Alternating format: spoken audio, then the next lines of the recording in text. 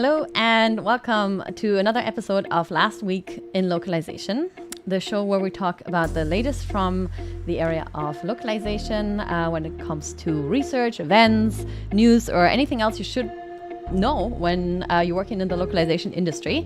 I'm your host, Sarah Hickey, and today with me I have one of my favorite colleagues, Gabriel Karandysovsky, our COO. Hi, Gabe. Hey, Sarah. Great to be here again. We're making a habit out of this, aren't we? Yeah, exactly. Maybe Nice. we're just too into ourselves, you know. So. Yeah, might be. Great to be here. Yeah, good to have you again, and thanks for joining me once more. I appreciate it. I feel like at this stage people already know you, but in case somebody doesn't know you yet, give us a super brief introduction to who you are and what you do at Nimdzi. Sure. All right. I'm the COO at Nimdzi.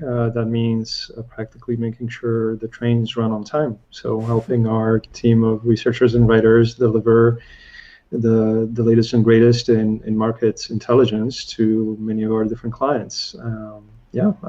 Short and sweet. Nice, thank you. And sorry, what are we talking about today? Yes, localization audits. So we thought this is a good time to be talking about auditing a localization program. And bear in mind, this is a very language services buyer type of problem. But the sort of takeaways from this can apply also to LSPs, I feel.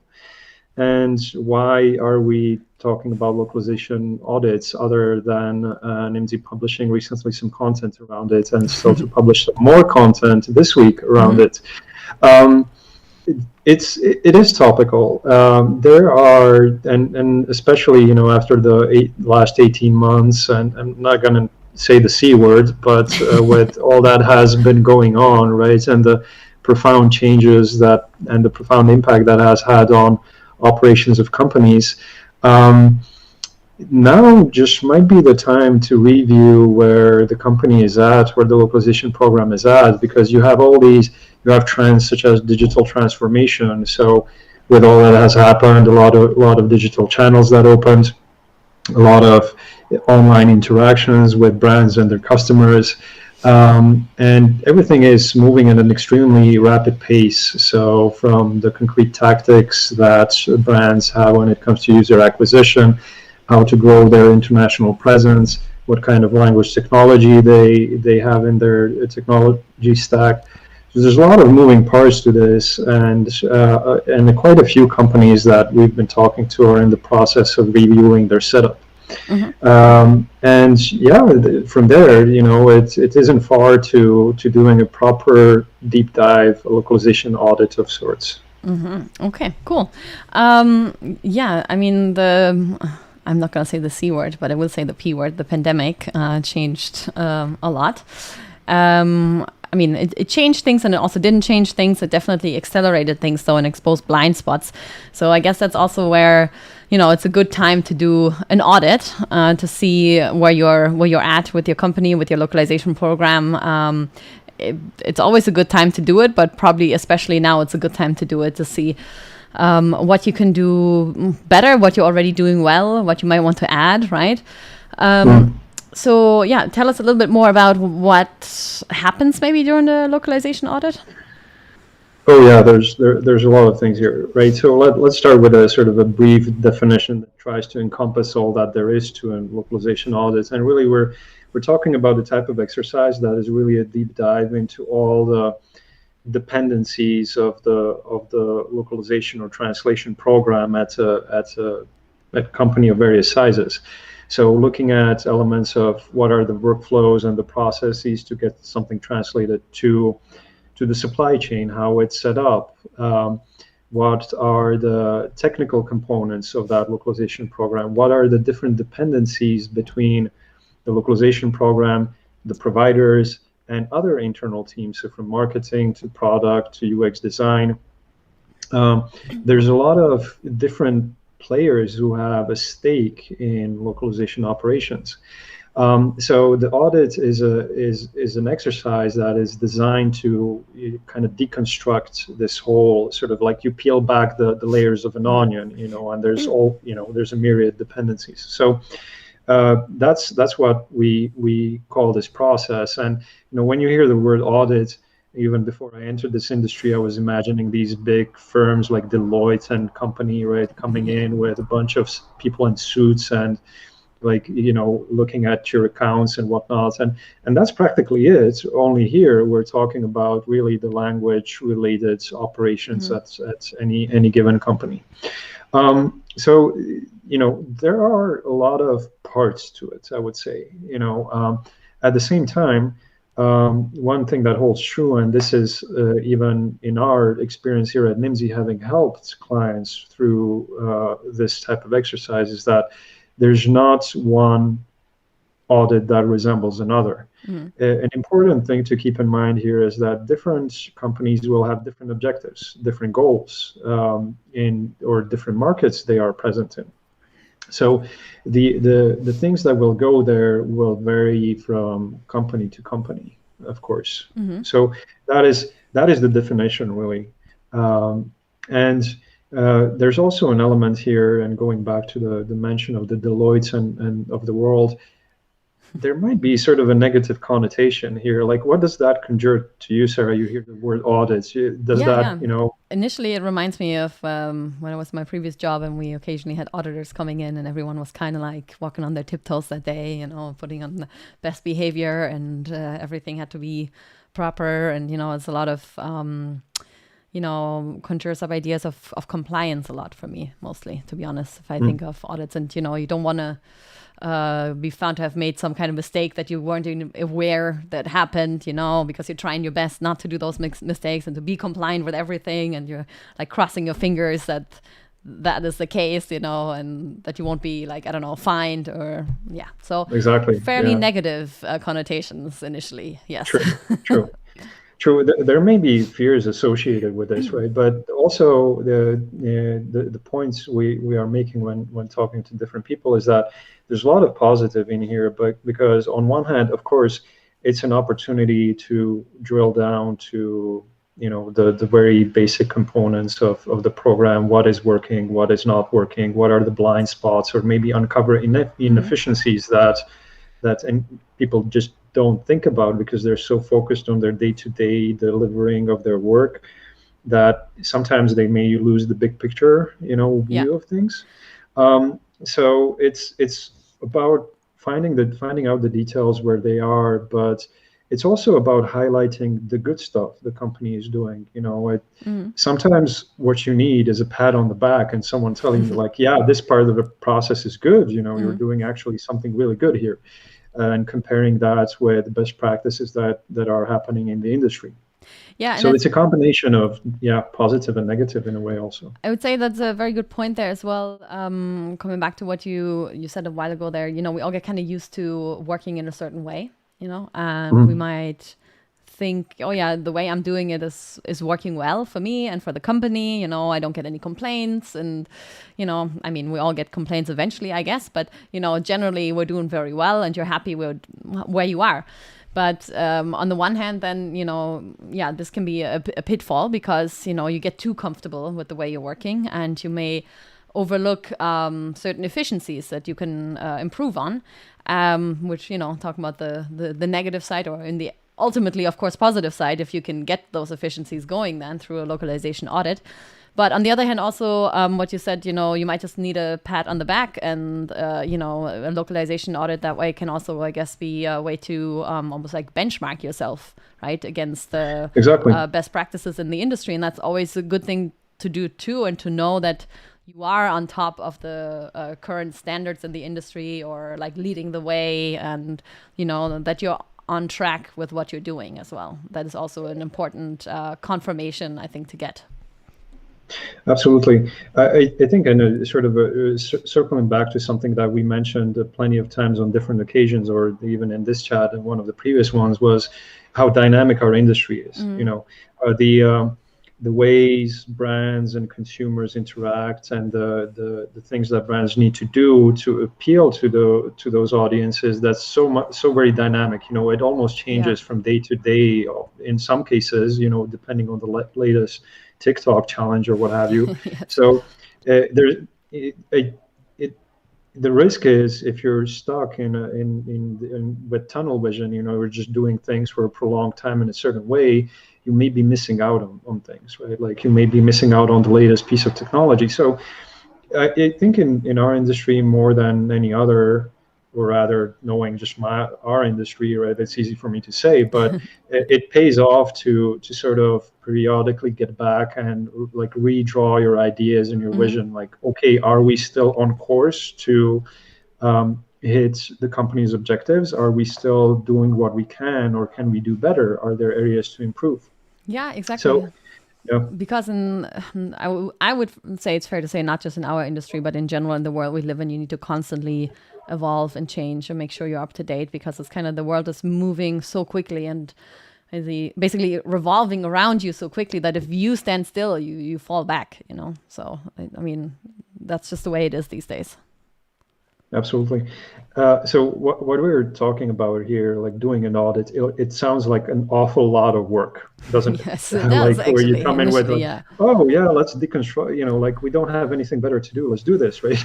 Exactly. We're so bored. So yeah, exactly. We don't have anything else to do. True. This may not be, the most judicious decision to make if you're the head of translation or head of localization, and you want to go through this process, which can take a couple of months or maybe even 3 months. You may be, again, too focused on the day-to-day, and you may not have the perspective to take a step back and observe what it is that you're doing. Yeah. So the way you do this, you invite people to help you with it. So, you can invite Deloitte, of course, right? That's going to probably cost you a pretty penny. Or you can invite other auditors to do the job, or other analysts. Like Nimdzi. Like Nimdzi, right? Subliminal messaging moments here. What's true is true, Yeah, exactly. So this is the type of thing we help our clients with. And then it's a process, right? And we'll get to that in a second probably. But let's kind of focus on maybe the reasons that you want to have this audit. Exactly. There may be multiple of them. I think we should talk both about some of the common pitfalls that can happen in localization departments, or maybe when you don't do a localization audit every now and again. And then also about the benefits, like the real benefits that you can gain from doing a localization audit. Which one you want to start with? Let's talk about the warning signs that this might be a good thing for you, right? Okay, we work ourselves back from the scenario, from the initial one to the positive outcome. yeah, exactly. Tell us so the story. let's take a crack at that. So that there's a change in the leadership of the company. So and that can happen, more or less frequently. There might be a new head of operations, a new CEO coming in. So those can be situations where that person comes in with a new vision or a new mandate to redistribute, either monetary or resources or human resources of the company, and there might be a change in strategies and objectives. So this might be a good time to sort of take stock of what you have and prove and demonstrate via the outcome of this effort. The program is helping the company advance towards those goals, and also achieve that alignment with the changing strategic goals. So one of those situations where this can be a good thing to go through is another one. And I mean, we have 12 of these, right? So I will be probably selective here, and our readers or the listeners can tune in for our contents, right? So on our webpage. Yeah, but exactly. Another example might be where the company is present in a handful of markets. So you're doing 37 languages already, you're in 52 markets, you think you got this covered. But there's always a few extra million or even dozens of million of people you can reach in those existing markets. So probably, like when you look at international, it might be a situation where you're at a standstill, like you're present in those markets, but you're not, the engagement is not progressing, let's say, so you're sort of stuck. So in that case, it might be good to take a look at, okay, how are we doing this? Are we addressing the users in those countries the right way? What are the types of content? How do we localize them? So that's another sort of situation where you can, or you might be thinking about going through this exercise. And I'll mention a few more here because the list is quite long. But another impetus might be what competition does. So you see that you get the feeling that our competition is doing more. They are starting to pull ahead. There's more languages that they do. They are more dynamic, or they are present in more channels and with more types of content. Looking at what the neighbor envious of that can be a good impulse to also take a look at what it is that you want to achieve. Yeah, that can be a good driver. Yeah, and there's also these.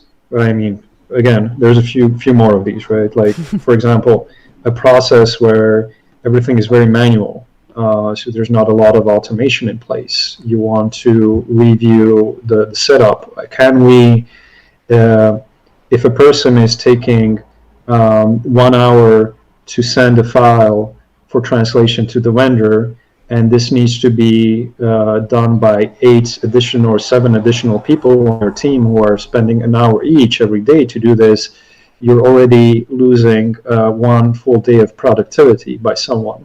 That's true. So there are warning signs, and it's one key element that has been coming up in our also internal discussions, but when working with our clients, is this whole process of doing an audit. It's about proactivity. You want to get ahead of the game. You want to correct your course before it snowballs and this becomes a problem. This becomes unmanageable because next week you'll get a mandate to add 16 new languages or 35 new markets to the roster. So before you do that, you want to make sure that you're doing things correctly. So really multiple reasons here to do this. Thank you. Yeah, that makes sense to me, and I like what you said about the proactivity as well. That it's it's ideally don't wait until it's already late when shit has already hit the fan. You want to get there beforehand to make sure your ship will continue to, float smoothly through the ocean. I don't know, this was a bad metaphor, but you know what I mean, that the trains run smoothly. I guess it's a better one. Exactly. There you go. Yes, thank you. Anyway, so then what are this already is hinting, of course, a lot at doing the localization audit, so what the benefits are. But maybe just in a few other words again, what kind of outcome can someone look forward to when they do a localization audit? Like, what would be the benefits? Right. So at the end of this process, there are multiple things here, and some of these, part of the nature of this work is a certain level of unpredictability. Like if us as auditors are going into it, we don't necessarily know what is going to happen. So there are these steps of talking to all the stakeholders, assessing what the structure is, like talking to the members of the localization team, but also talking to members of the marketing team or the content teams, or even the vendors that the company is working with. And there's always kind of more that you unpack and that you find out during this process. But the outcomes here are, and I think one of the key ones is aligning the strategy for localization with the company's overarching goals. This is the outcome, and typically that's just a fat ass report, that written report that comes out of it. Is it's a good tool to use in those internal discussions when the leaders of the localization team are talking to stakeholders or leaders of the other departments. Like, look, these are the good things we've been doing. We've been getting by. We've done a lot of things, a lot of good things, but there's a lot more that we can do, or we can do things more efficiently that can lead to these outcomes. So, but then again, what is in the report is there's the parts that we call a gap analysis, where we go through what is happening, what is the process, and we identify what are the blind spots, where are the gaps in the program. And then there's the second part of it is the recommendation, what we usually just refer to as recommendations for future growth, like how can the localization program grow? And these two elements combine to give a sort of holistic picture here, and that then can, and what we've heard is from the people we work with is they can use in those discussions where they're trying to achieve internal alignment. It's not necessarily about getting more money for localization or approving a new hire, but making sure that the localization, the language program is positioned as a enabler for growth within the company. That's one of the key objectives here. So essentially, it's there to improve your efficiencies internally, make sure you're working in a way best practices up to current standards. So maybe not the tail end of it, but I get the gist. There's a few things I would like to add here on top of that. This is an opportunity. Going through this process of doing a localization audit is an opportunity to dive deep into things that may not be working. What are those pain points? In the end, if one of the potential outcomes for this is identifying together with the help of the experts what it is that you can do to rectify the situation or improve the situation, this can also lead to tangible, let's say, monetary outcomes, like you just save money, by removing a certain inefficiency or plugging the gap in with a certain type of technology. You save yourselves the hassle of needing to hire someone or onboard the new technology vendor or whatever it is. So in the medium and long run, this can generate cost saving as well going through this process. So that is I feel another valid point. And maybe the last one is, I'm kind of going back to the initial idea that we talked about, the whole get out of your tunnel and try to get perspective. It's also an opportunity to be exposed to new ideas. Get some perspective from outside. It doesn't mean that you need to implement it, but it gives you food for thought, right? What it is that you can do with your operations. Yeah, it's always good to get a fresh perspective because, again, we all tend to get tunnel vision eventually, so it's always good to have somebody else come in, take a look at what you're doing and offer a different perspective. So I'm going to be repetitive because I don't know on which side the glitch was and who heard what. So just to make sure we don't skip this very important part, and just correct me if I'm wrong with that, but just so the benefits would be improving your efficiencies, potential cost savings, getting a fresh perspective. Then what else did I say? Long-term growth. There was one other I mentioned earlier that already flew out of my head now. It might come back to me eventually. Better alignment of and making sure you're working with the best practices and are up to industry standards. And then ultimately to reach your end users better in the different markets, but also position yourself better internally, to, on the one hand, justify the RI of localization better, I guess, or and also just have a better cooperation across the different teams, because ultimately that is what it's there for as well, right? The localization department is supporting the other teams, or should be working closely with other teams, like you mentioned, like with the marketing team, for example, sometimes also product development or, different departments within an enterprise. Yeah, absolutely. And this is a real struggle for a lot of managers of localization programs, is trying to move localization from something that is considered sort of post facto at the end of the food chain, an afterthought, and moving it further upstream, because localization does have a role to play in areas such as product design or designing the user experience for the company's target audiences. And I feel like this is sort of the holy grail of a lot of localization professionals, is being integrated and seen as a strategic element of the company's growth. Yeah, exactly. I mean, ideally, like, unfortunately, at many companies, localization is more of an afterthought. Like you said, it's considered at the very end when everything else has already been decided. From what we've seen also from our lessons in localization, some of the most successful companies and successful localization departments, they have a better cooperation with the other departments in a company and are more involved, or ideally directly involved at the very beginning. So that localization can be factored in from the onset when a new product or service is being considered and developed, and that localization is considered throughout the entire process.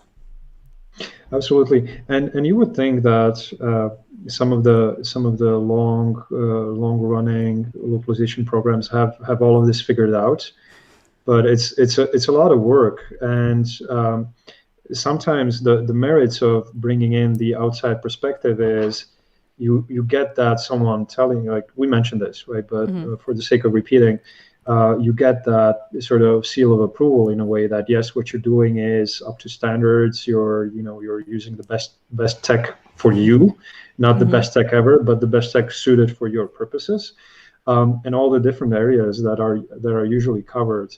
And what are the ways you can build on that foundation, and that is valid even for the most mature localization programs out there, who have been doing this for 50 years. All of a sudden they may want to go through a centralization efforts of reducing their number of vendors from 50 to 3. And that's the perfect opportunity to take a look at this, what it is that they're doing. Yeah, and you mentioned something else, and that was technology, and I think you mentioned this at the very beginning as well of our conversation today. Of course, technology is a part of it usually, right? That if you do a localization audit, that you also look at that factor, and that alone is a big challenge, because I mean, our language technology atlas for this year is coming out very soon, and it just highlights again how many different language technologies there are on the market. It's really overwhelming, and I would say that no localization department can know them all inside out and know exactly which one is best for them. Usually they've been working with one for a while that might work well for them, and some decide to stay with that, but others might be interested to see what else is out there and if they can find a technology that's even better for them, that can again help to streamline efficiencies or offer just something completely different, new features that helps the company that they haven't even considered before. And this is something that can also be addressed in a localization audit. Absolutely. It depends on the scope, of course. And some of this, as I alluded to, you don't necessarily know what you're getting into when you start. So usually what happens is this can lead to byproducts in the sense that so the auditors or the experts, they talk to the tech personnel, the localization engineers, or the head of internationalization and such, and this may lead to elements such as the realization of, okay, maybe we need to change our TMS, because this TMS we have a bunch of different content management systems, and this TMS is not addressing the needs of, there's a content team, the marketing team, and they are trying to fit a square peg in a round hole kind of with the TMS we have right now. And we're spending all of this time on maintaining the connectors and what have you, whereas there is a different solution. So that can lead to follow-up efforts there. And again, that sounds like a lot of work, doesn't it? Well, but in most cases, I would say, well, that's why you hire a company like us who comes in and does the work for you mostly. I mean, of course, it's in cooperation always with the company, so there is some work still for the company. Not that there's zero, because it can only happen in a cooperation. But still, that's why you're bringing someone else in. Yeah, I think an important distinction to make here is that when we were going through this ourselves, is we weren't pointing things out for the sake of pointing things out, right? It's not like, oh, your prices with vendor X are so much higher or lower than the market rate, and you may want to do something about it. It wasn't to artificially create challenges for the company to address. And I guess implicitly that is the fine line that external auditors need to tread. It's not about you need to remain objective, and you do that by getting as much perspectives as possible throughout the process. So typically we're looking at several dozens of hours of interviews with different people, and you're talking to people who are not involved day to day with localization, who have completely different challenges and objectives, like the head of marketing or the CTO. So you want to get their perspective, and also the perspective of the vendor or multiple vendors or the project managers from the vendor side, not just the account manager that interfaces with the client, but or even the translators in some cases for those teams that have a direct relationship with the translators. So you want to multiply these points of feedback to then combine the mosaic really and have a sort of impartial look at it. Yeah, that's a very good point, to include all the different perspectives from the different stakeholders, really, to then get that holistic picture and make an informed decision or a recommendation, more like.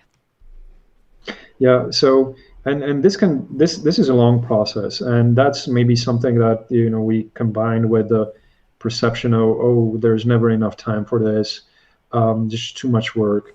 There are solutions to it, of course, but it is vital, and some of the feedback we've received for those that we have done at Nimdzi is it's an eye opener.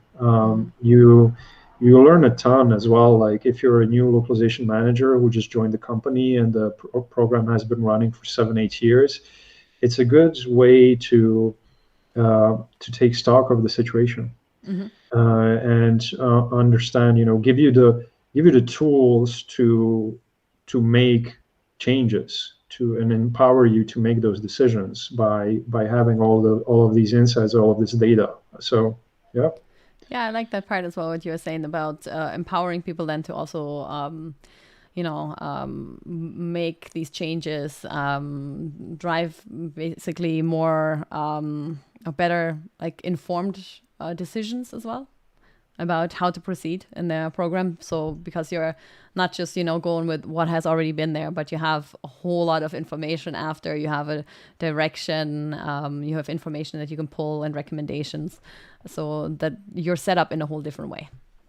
Absolutely. And again, going back to the fact of this fluid environment we're in, where it's very dynamic, and there's a vision to practically anything that we do, whether that's on a company-wide level or on a department level. There's different visions, and the vision for localization as being a key component of the international growth of the company is making sure that it's in line with what the company does, and if not, then demonstrating what are the benefits of the things that the localization team does. This is one of the ways that this can be achieved, giving the necessary fuel to drive those internal discussions, and it can be a very powerful tool. Yeah, absolutely. Okay, I feel like we covered a lot of ground. I learned a lot, so thank you. Is there anything else that we haven't discussed yet that we should talk about when it comes to localization audits? Oh, I think we covered a lot of ground, and maybe we can reserve some of that for a part 2 somewhere down the line, right? Yes, that sounds good. Do we have any comments or questions? I'm curious. Good question. I actually am having trouble pulling them up right now, so I'm sorry. I'm fairly new to running these myself. So there are going to be mistakes or errors, and this is one of them today. But I'll be happy, or we will be happy to address any questions or comments in written form on LinkedIn or wherever you're following us. So or reach out to us directly as well if you want to have a conversation about this. You can reach out to Gabe or to me or to anyone at Nimdzi, really, through our various channels. So don't be shy. Yeah, absolutely. We're here to help, and we are not shy answering questions for sure. So. Definitely not. Okay, Gabe, any parting words or? Yeah, maybe. Let me think real quickly. It is a lot of work, and again, I'm kind of drifting back towards it. And and there's never a good time for this. There's never a good time. There's never enough budget for taking a seat back, taking a step back, let someone in, come with a blank slate to deconstruct what it is that you're doing, and there's also fear in going through this, like fear of being told by someone you don't know that this is what you should be doing, or offering recommendations. But there's an awful lot of benefits here. So yeah, just talk to the right people, get the perspectives, and it's certainly something that is a tool in any localization program's toolbox, doing an audit. So yeah. There we go. Parting words. Perfect. I actually see that there are some comments there now. Someone saying this is very good. So thank you very much. I'm really glad you enjoyed it. Someone else saying hello. Hello there. I was going to have the last word, but I can't resist to make one more comment before we sign off. And that is, you were saying it's never a good time, and there might be budget concerns and all that. If the pandemic, and I mention it again, has shown us anything from our research as well, is that there were many, for a lot of companies, the pandemic acted as an accelerator. We've said that before. Because there were projects, maybe like this one, like, eventually we should do a localization audit, or, eventually we should increase our digital presence, or eventually we should add remote interpreting to our portfolio. But it wasn't really a priority. But then once the pandemic hit, this exactly became the priority, and that was the make or break for some companies. So the ones who had done this, they raced ahead of everybody else. They were prepared. Even without knowing that the pandemic was coming, they were just prepared because they had already done all that stuff. With the other ones, then had to struggle to catch up on those internal projects, and, eventually managed to, but, they were already a little bit behind at that stage then. So I'm thinking when it comes to that, is it's always good reason to do a localization audit, but I feel like especially looking at the last year, I would also say don't put off those internal projects that you've been putting off for a while, where you feel like eventually it'll be good for us to do this. Do them now, because you just don't know what's going to happen. It's already good for you now, no matter what, but especially if something else happens again. I mean, I hope not, but you never know. This might be what makes the difference for your company. Well said. Nothing to add. Okay. Well, with that, we're signing off for the day. Thank you so much for the conversation. I enjoyed it, Gabe, as always. Thank you, as usual. Yeah. And thanks, everyone, for watching. And we'll see you next week for another episode.